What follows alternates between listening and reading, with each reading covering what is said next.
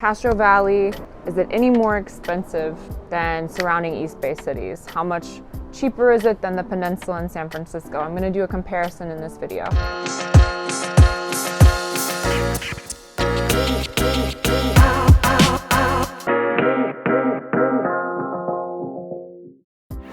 My name's Katie. I am a real estate professional in the Bay Area, and I live in the East Bay. So you're curious about Castro Valley, which is a small town in the East Bay in the San Francisco Bay Area. It's not Castro, the neighborhood in San Francisco. Of course, if you've looked for Castro Valley, you're probably already familiar with its location. Maybe you're curious about it as a destination, a place to raise a family because of the quality of the schools and its reputation. So in this video, I'm going to break down the same things that I do in all my cost of living videos. I'm going to talk about housing, taxes, utilities, transportation, public and private, some of the entertainment in Castro Valley and the cost, childcare, preschool, and then if you decided you wanted to send your kids to private school during the elementary to high school years, even though Castro Valley has a really highly rated school system, I'm going to break down those costs for you too. I'm going to give you a few examples of local preschools and Montessori schools for that reason. First, let's talk about housing. If you want to purchase a home in Castro Valley, the median home price over the past 6 months was just above $1 million. That's including all single family homes, excluding townhomes and condos. One advantage of the city not being incorporated is that you don't have to pay city transfer taxes. That's savings and closing costs. So even though the median home price is comparable to some of the more expensive parts of the East Bay, you're not paying an additional $7,500 in closing costs that goes to the city's documentary transfer tax fund. There are fewer condos, townhomes, lofts in Castro Valley than there are single-family homes. But over the past 12 months, the median condo, townhome, loft price was around $690,000. And again, that includes all sizes.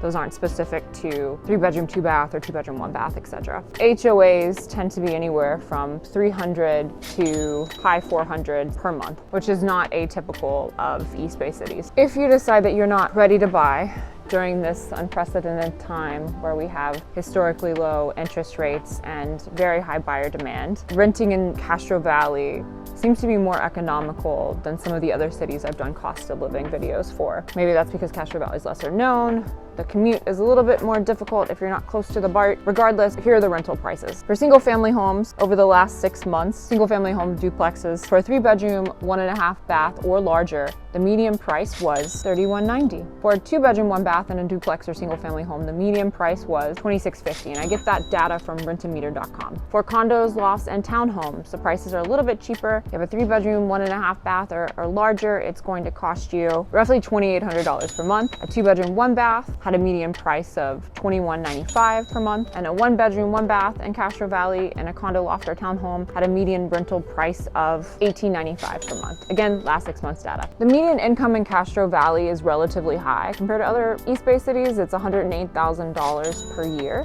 for income tax bracket of 9.3%. There is a sales tax, which is the county sales tax somehow, of 9.25%. And for property taxes, the property tax rate is 1.17%. There still are special assessments from the county that can increase your property tax bill, but that tax rate is lower than Oakland, Berkeley, Albany, San Leandro in 2021. So when it comes to utilities, the same utilities companies serve Castro Valley as some of the other cities that I've mentioned before. So East Bay Mud is water sewer, PG&E is gas electric, and waste management handles recycling, compost, and trash. I'm going to base some of these numbers off of conversations I've had with locals who live in Castro Valley. For PG&E, well, a lot of these ranch-style homes, they're larger, but they've had more upgrades since the 50s. Again, your PG&E bill depends on whether you have solar, what kind of upgrades you have in the house. Do you have dual pane windows? Do you have blow-in insulation? If you had a much older home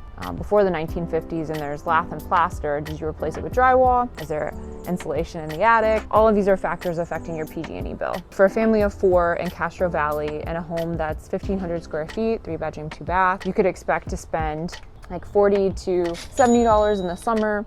Again, not a lot of homes have air conditioning. I would say that the temperature in Castro Valley is Slightly warmer, but still very similar to cities like Oakland and Berkeley that are closer to the bay. Definitely not as hot as Livermore, Dublin, Pleasanton in the summers. That said, if you have air conditioning, you can expect that your PG&E bill would be on the higher end. In the winter months, you can expect your PG&E bill to be anywhere from $100 to $180 per month, depending on how often you run the heat, whether or not you have furnace, just those wall furnaces, or central heat with different zones. For garbage recycling compost, my friend who lives in Castro Valley tells me that her 32-gallon carts for compost recycling and garbage run $106 every 3 months. She has a family of 4, and their average water bill is around $95 every 2 months. Looks like Castro Valley Sanitary District manages communications with the county about sewer lines and managing wastewater, but also has rates for the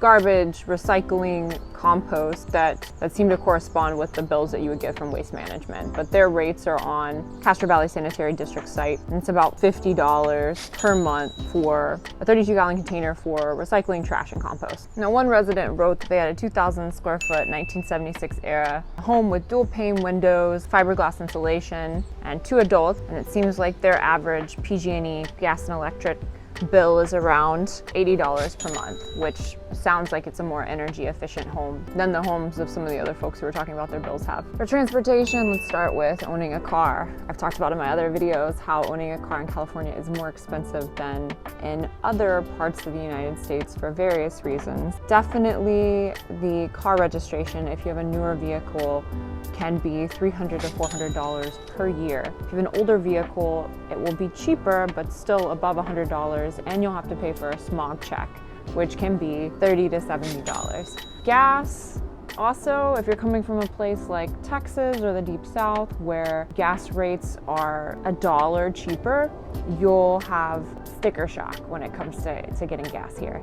So that said, right now at the end of April, beginning of May 2021, the average gas price for premium is $4.19 to $4.29. Castro Valley is no different. The gas stations along freeway exits tend to be more expensive than the ones that are deeper within a town or city. Since Castro Valley is in the middle of all that, I would expect that some of the gas stations take advantage of that convenience. If none of that was appealing and you want to take public transportation, because the BART is in Castro Valley, BART parking there used to be $3 per day. Getting a Clipper card will save you $1 round trip each way, depending on where you're BARTing to. If you are BARTing to San Francisco, commuting to San Francisco, the downtown Civic Center BART fare from Castro Valley each day will be around $10.90 using a Clipper card. Slightly more expensive if you don't have that.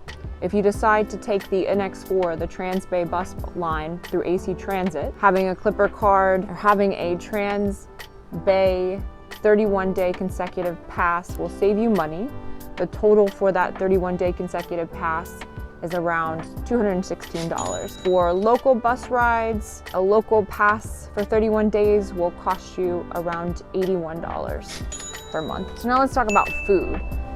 There aren't a lot of grocery options. Well, I should say there aren't the same grocery store options that there are in surrounding cities. You know, I would say Oakland, Berkeley have the most choices when it comes to, and Albany have the most choices when it comes to grocery stores. You're limited to the more expensive types, which are local grocers. In Castro Valley, there are 2 Safeways. There is one Trader Joe's below the 580 and a Rancho Supermercado, and I believe in Hayward, on the Hayward side, there's Grocery Outlet, Bargain Market. So those are more economical options than Safeway. And there are 2 Safeways and other local grocers above the 580. For cheaper options, go below the 580. Everything else is smaller local grocers. So like Chabot Public Market, Redwood Market, Al's Food Market, convenient but not the cheapest. There's Castro Valley Natural Grocery Store, and then the Castro Valley Farmers Market should be back now. That's another place where you can pick up fresh produce and dairy. So fast food is cheap, and there are definitely a lot of fast food places concentrated on Castro Valley Boulevard, which is unusual for such a small town in the East Bay. Recently there was a little bit of controversy around putting in a Chick-fil-A. I will say that there are quite a few staple restaurants now that I like. Southern Comfort Cafe is one of those. You can get a meal for two for around $30 with one of you having drinks. So $30 to $35. There's DENICA'S Real Food Kitchen. I love that as a brunch place. Not very expensive by Bay Area standards. There's another one in Livermore. I think that's the two locations where you can get DENICA'S, but it's about $15 per dish, and those dishes are pretty sizable. There's Mama Cho's Barbecue. You can get a plate there for an individual for around $14 to $17. There's Koyomi, Japanese cuisine. Then when it comes to eating out at a more expensive place, well, I led with that, and I was hard pressed to find any fine dining in Castro Valley. So that said, the place that's often listed is New Manali, which is actually in downtown Hayward on B Street, which I talk about in another video. $75 for a full meal for two. By full meal, I mean food and drinks, but that's the most expensive restaurant I could find in a list of fine dining restaurants for Castro Valley. So you don't have as many options as you would in parts of the peninsula, other parts of the East Bay when it comes to restaurants and dining out. You see what I was saying about limitations in food choices compared to other East Bay cities. When it comes to entertainment, firstly, Castro Valley has tons of places outdoor that make entertainment cheap, especially if you have kids. If you're looking for more adult activities, if your kids aren't at the age where they can take golf lessons, there's Redwood Canyon Golf Course, which is a public golf. It's not a private club. It says memberships are coming soon, but those aren't required to book a tee time online. You can book a tee time for the course for between $8 and $34. $34 being the max. Lots of parks, as I said, there's Lake Chabot. There's Don Castro Regional Recreational Center, where there's a lagoon. There you can go swimming for, if you're an adult, $3. That's one of the main attractions, and I see a lot of families there all the time. Well, there's also Coal Canyon Regional Park, which again has lagoons that are popular places for weekends coming up, like Memorial Day weekend. And then there's Castro Village Bowl in Castro Village. Truthfully, I've never been bowling there, and their prices aren't online because they have a .net website. They do have holiday specials. I saw that from New Year's. They had $90 per lane. For more adult entertainment, there are quite a few wineries with wine tasting dates that are opening again. One of those is Twenty Vine, which is actually based in Castro Valley. There's also Westover Vineyards. They're open for weekend tastings. Average price of a bottle is $22. Speaking of golf courses for kids, there's GOLFLAND for kids. You get a memberships for only $11 per month. And that includes unlimited mini golf and 20 points for the arcade games. Apparently there's a water park, and I failed to mention that. Unlimited GOLFLAND attractions like the bumper cars, obviously the mini golf, laser tag, race cars. I want to go to this place for each birthday event that you have. Get $1.50 soft drinks, and then you get a monthly bring a friend discount, all for $16 per month.